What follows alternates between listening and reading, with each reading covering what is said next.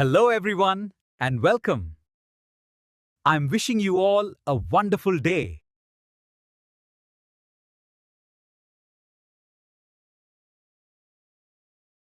నమస్కారం. మనందరికీ బైబిల్లో ఉన్న సృష్టి కథ గురించి తెలుసు కదా. అయితే ఆ మొదటి 7 రోజుల్లోనే మానవ జాతికి సంబంధించిన 7000 సంవత్సరాల భవిష్యత్తు మొత్తం ఒక ప్రణాళికలా దాగి ఉంది అని ఒక వాదన ఉంది. వినడానికి చాలా ఆశ్చర్యంగా ఉంది కదూ.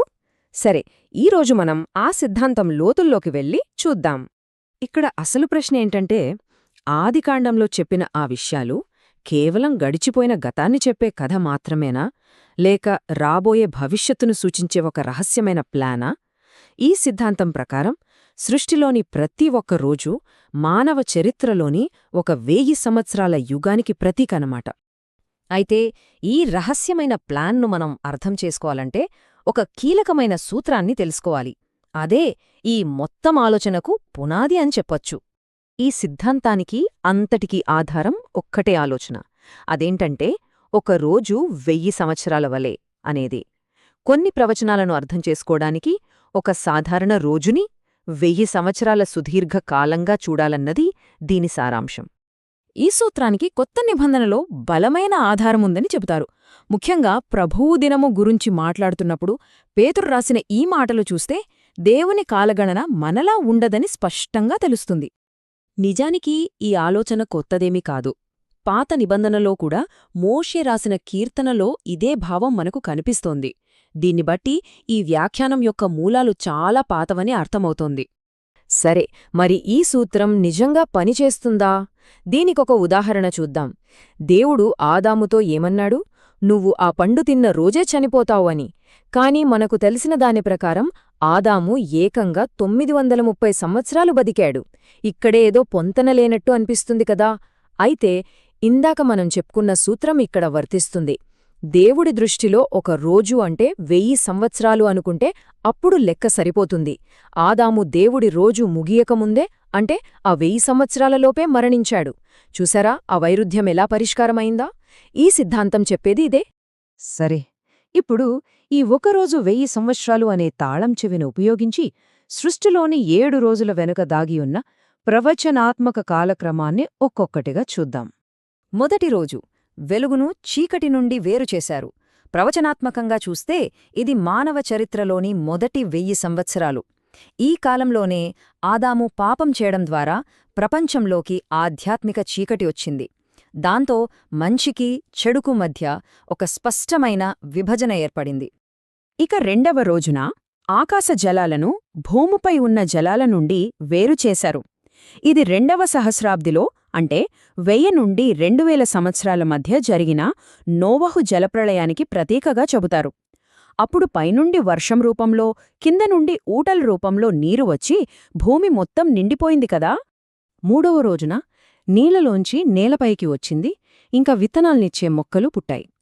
ఇది 3వ సహస్రాబ్దిని సూచిస్తుందట. ఈ కాలంలోనే అబ్రాహాముకు తన సంతానం కోసం ఒక దేశం వాగ్దానం చేయబడింది. అంతేకాదు, ఇశ్రాయేలు ప్రజలకు దేవుని వాక్యం అనే విత్తనం, అంటే వారి పవిత్ర గ్రంథమైన తోరా కూడా ఇవ్వబడింది. 4వ రోజు ఆకాశంలో ఒక గొప్ప వెలుగు, అంటే సూర్యుడు సృష్టించబడ్డాడు. ఈ కాలక్రమంలో ఇది చాలా కీలకమైన మలుపు. ఎందుకంటే 4వ సహస్రాబ్ది చివర్లో, అంటే సుమారు 4000వ సంవత్సరంలో ప్రవచనాల్లో నీతి సూర్యుడుగా పిలువబడిన మెస్సియా వచ్చారని ఈ సిద్ధాంతం చెబుతోంది. 5వ రోజున నీళ్లలో చేపలు, ఆకాశంలో పక్షులు వచ్చాయి. ఇది 5వ సహస్రాబ్దికి గుర్తు. ఈ కాలంలో మెస్సియా శిష్యులు మనుష్యులను పట్టే జాలరులుగా మారారు. పావురం రూపంలో కనిపించిన పరిశుద్ధాత్మ శక్తితో వాళ్లు సువార్తను ప్రపంచమంతా వ్యాపింపచేశారు. 6వ రోజున మనిషిని సృష్టించి భూమిమీద అధికారమిచ్చారు. ఇప్పుడు మనం జీవిస్తున్నామని చెప్పబడే ఈ 6వ సహస్రాబ్దిలో మానవ జనాభా విపరీతంగా పెరిగింది. టెక్నాలజీతో మనం భూమిమీద ఇంతకు ముందున్నడు లేనంత ఆధిపత్యాన్ని సాధించాం. ఇక చివరిగా 7వ రోజు దేవుడు విశ్రాంతి తీసుకున్న సబ్బాతు రోజు. ప్రవచనాత్మకంగా చూస్తే ఇది భవిష్యత్తులో రాబోయే 7వ సహస్రాబ్దిని సూచిస్తుంది. ఆ కాలంలో భూమిపై 1000 సంవత్సరాల పాటు మెస్సయ్య పాలన ఉంటుందని, అది మానవాళికి ఒక గొప్ప సబ్బాతు విశ్రాంతిలా ఉంటుందని అంటారు. అయితే ఈ సిద్ధాంతం కేవలం సృష్టికథతోనే ఆగిపోలేదు. ఈ 7000 సంవత్సరాల నమూనా అనేది బైబిల్లోని వేరే సంఖ్యా ప్రవచనాల్లో కూడా కనిపిస్తుందని అంటారు. వాటిలో ఒకదాన్ని ఇప్పుడు చూద్దాం. ముఖ్యంగా సంఖ్య 2 అంటే 2 రోజుల పాటు లేదా 2000 సంవత్సరాల పాటు వేచి ఉండటం అనే థీమ్ పదే పదే కనిపిస్తుంది. ఉదాహరణకి హోషేయ గ్రంథంలోని ఈ మాటలు చూడండి. మెస్సయ్య మొదటిసారి వచ్చినదానికి, ఆయన రెండవసారి వచ్చి పునరుత్థానం తీసుకువచ్చేదానికి మధ్య 2 దినాలు గడుస్తాయని ఇది సూచిస్తోంది. మనమనుకున్న సూత్రం ప్రకారం ఒకరోజు 1000 సంవత్సరాలు అయితే 2 రోజులు అంటే 2000 సంవత్సరాలు. ఒకవేళ ఈ నమూనా నిజమే అయితే దీనికి ఒక ప్రారంభ బిందువు ఉండాలి కదా. అంటే ఒక ఖచ్చితమైన ముగింపు తేదీని లెక్కించాలంటే ఈ టైంలైన్కు చరిత్రలో ఒక స్థిరమైన యాంకర్ పాయింట్ అవసరం. ఈ సిద్ధాంతం క్రీస్తు శకం 30వ సంవత్సరాన్ని ఆ యాంకర్ పాయింట్గా తీసుకుంటుంది. దీనికి ఆధారం యూదుల పవిత్ర గ్రంథమైన టాల్ముడ్. దాని ప్రకారం జెరూసలేం దేవాలయం నాశనం కావడానికి సరిగ్గా 40 ఏళ్లు ముందు నుండి అక్కడ కొన్ని అద్భుతాలు జరగడం ఆగిపోయి అపశకునాలు మొదలయ్యాయట. ఈ మార్పులన్నీ మెస్సయ్య మరణం వల్లే జరిగాయని, అందుకే ఆ సంవత్సరాన్ని సాషా 30గా గుర్తించాలని ఈ సిద్ధాంతం ప్రతిపాదిస్తుంది. ఇప్పుడు లెక్కింపు చాలా సులభంగా అర్థమవుతుంది.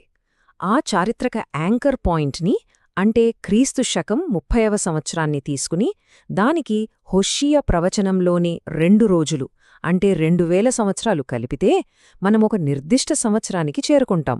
అదే 2030. ఈ పట్టిక మొత్తం సిద్ధాంతాన్ని ఒక్కచోట చూపిస్తుంది. టాల్ముడ్ ఆధారంగా మొదటి రాకను సాషా 30గా గుర్తించారు. దానికి 2 రోజుల తర్వాత అనే ప్రవచనం నుండి 2000 సంవత్సరాలు కలిపారు.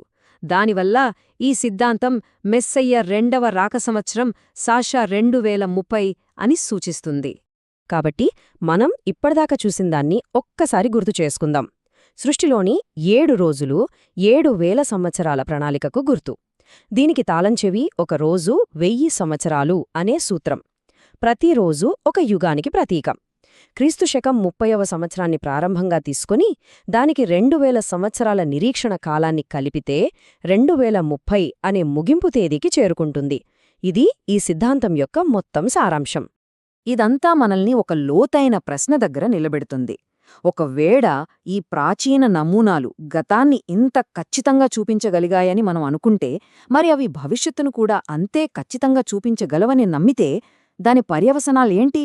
ఇది కేవలం ఆలోచించడానికే.